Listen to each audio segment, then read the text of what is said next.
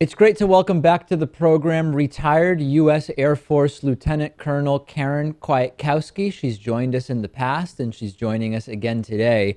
It's so great to have you on, and you've been talking about an issue we've been discussing quite a bit, which is escalation in Syria. We have a number of other players involved at this point. We have Russia, we have Turkey, we have discussions about ISIS and ISIL. Let's talk generally first about how you see this escalation in Syria. What are its true causes, and what do you see as the possible path forward? Well, the true causes are the people that live there in the whole region.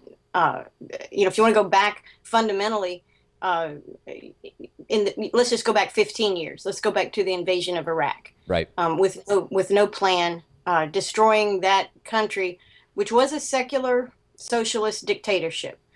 Secular is something that you would think the United States would like. In fact, we had been um, allied with Saddam until just a few months before we invaded him the first time back in 1991, I guess it was. So in 1990, we were still friends with Saddam Hussein. We had sponsored him. He had CIA support. We sold weapons to him, both traditional and biochemical weapons. We sold those to Saddam Hussein because we kind of liked what he was doing. Secular socialist dictatorship, somebody we could kind of count on as a bulkhead against Iran, which we like even less. Okay, so that changes when we invade in 1991. Then we have the no-fly. So we've been attacking him then with the no-fly zone and the embargoes and whatnot for a long time. Then the second invasion, we'll just go back to that one, 2003. That one was to topple Saddam Hussein. That was a regime change operation in line with what we had done in Afghanistan and what was on paper to be done and has been done since then to a number of other countries. Libya is one of those. And Syria was on that list. So you go back to what we did in with that 2003 invasion, with no plan for handling the political and economic needs of the country, of the people, and working those people against themselves. Something Saddam Hussein suppressed as best he could, and he was effective at it because he was a dictator. He's not a nice guy, but he suppressed the differences, the different groups, and he kind of forced them to work together. I mean, there was a lot of intermarriage between Sunni and Shia. Sunni and Shia were both represented in his government, along with Turks. So he forced everybody to basically get along.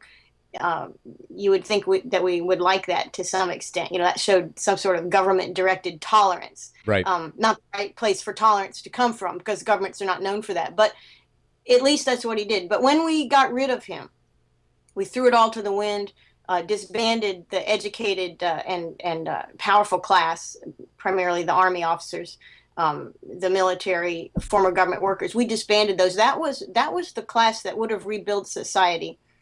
But we ripped away their ability to do that. So we unleash, of course. Where will power come from? Well, it'll come from different places, and those places happen to be ethnic and religious ethnic groupings. So then we see the Sunni against the Shia and against the Turkmen, the Kurd, whatnot. So that's kind of where it starts. I don't know if we remember, but there were close to 5 million displaced Iraqis outside of Iraqi borders. Many of these were in Syria. The other big, large group was in Jordan.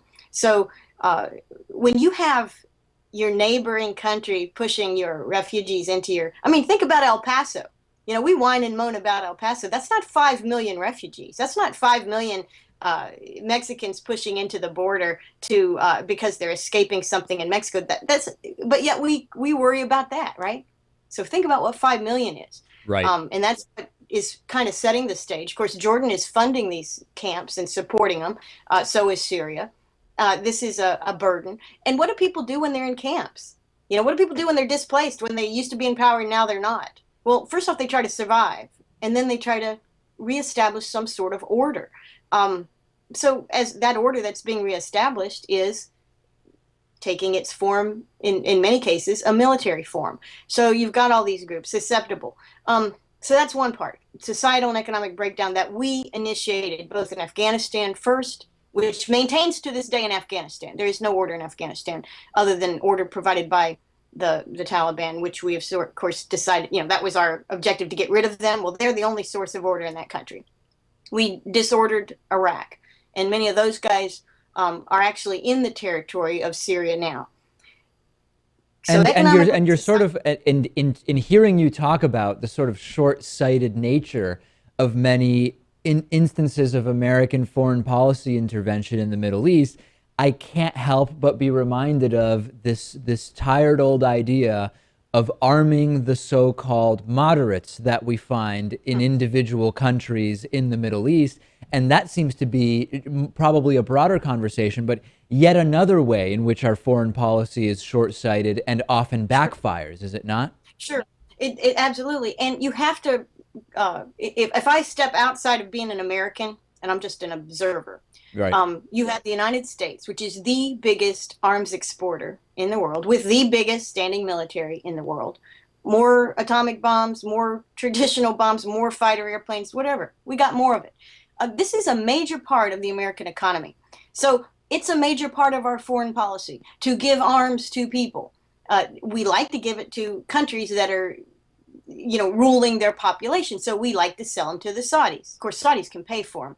We like to give them to Israel. Israel could pay for them, but we don't. We have a close relationship with them. So that comes as part of their $5 billion subsidy, a huge amount of military aid that goes on there.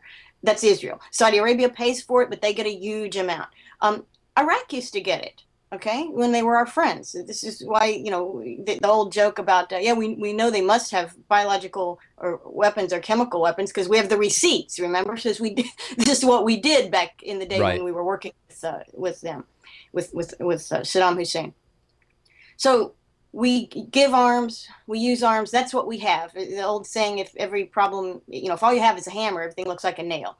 One of the big things, the tools that we use in foreign policy is weapon sales or weapon gifts, or loans to buy weapons, to buy American weapons. And you think about that. We're going to loan you money so you can buy American products. I mean, this sells back home. The Americans love this. They don't know that's how it works, but they say, hey, I got a job making weapons. I'm in a munitions factory and sales are good. They don't care how it happens, but that's a part of our foreign policy. So is that a mistake or is that a compulsion? I think it's a compulsion. Yes, it's a mistake and it's counterproductive, but our politicians don't see much. They don't understand how to stop that, because if you stop creating a market for your arms and you stop, subsidizing loans so people can buy your weapons, you stop giving them away, making the taxpayer buy the weapons and give them to these foreign countries or subsets within these countries, the moderates or whatever we're supporting. If you stop that, we have an employment problem that is felt almost immediately. We have a lobbying problem, which is going to be felt by the Congress immediately. I mean, you don't even have to breathe it, and the lobbyists will be calling their congressman. You can't do this. So, American foreign policy is in lockstep in a very destructive manner. Can when you look at that element of this arming the moderates policy, when we look at specifically Syria today in 2015, almost 2016. Are there particular concerns you have based on what's happening in Syria with this idea of arming moderates? Yeah. First off, okay, arming the moderates would require that you understood who were the moderates and who weren't the moderates. Would require that you understand the dynamics. I saw a video just yesterday of Putin's analysis, or he was answering a question, and you may have seen this as well. It's been around a little bit. It's pretty recent.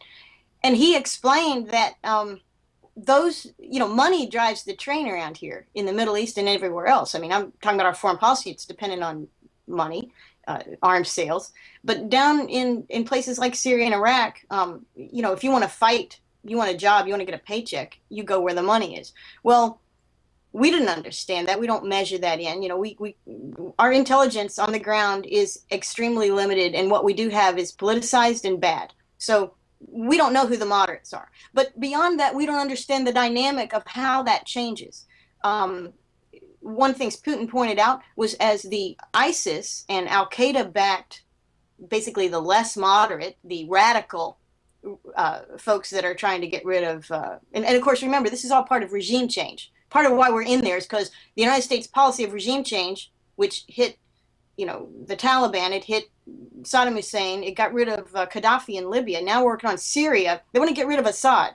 This is American foreign policy. We want to get rid of Assad. So all of these rebel groups are trying to get rid of Assad. We picked some what we thought were moderate based on bad intel. But further than that, deeper than that, we didn't understand the dynamic. So the moderates are, where they get some American money. They get some other money. They get some American arms. They get some American training, that infamous $500,000 worth of American training that resulted in like 4 trained guys who ran. Okay. How does that compare to what ISIS is offering? Well, ISIS, and there's another aspect of ISIS we need to talk about, okay, and that's the CIA link, okay? But ISIS itself captured some money-making things, primarily oil wells, okay? So they're able to pay.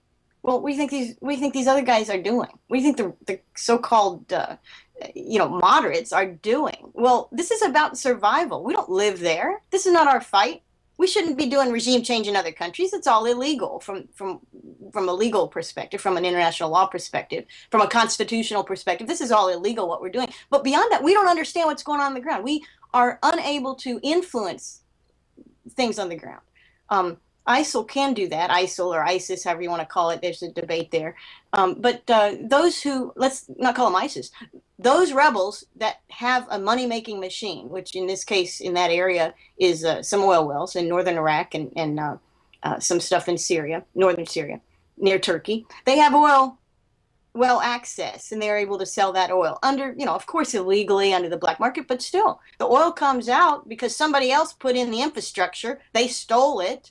That's a low investment. All they got to do is hold it, let the oil bleed out, put it in a truck. They can sell it for a penny on the dollar and still make money. Their investment is low.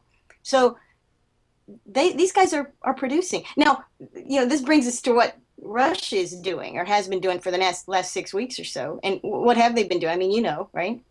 They're Yeah, they're and I wish we even had more time to dig into the Russia connection here, because Russia's involvement in Syria, and we've been talking about that extensively, is a whole other can of worms. And to be honest, we should probably just have you back, because we are out of time today. We should have you back just to talk about the Russian element. I mean, because that's just so huge at this point, what's going on. It is. So let's pause. Let's pause there for today. We've been speaking with retired U.S. Air Force Lieutenant Colonel Karen Kwiatkowski. And then part 2 of this conversation, which we should have soon, is discussing the Russian element and how that is playing into or playing against American foreign policy. But for today, thank you so much for being on with us.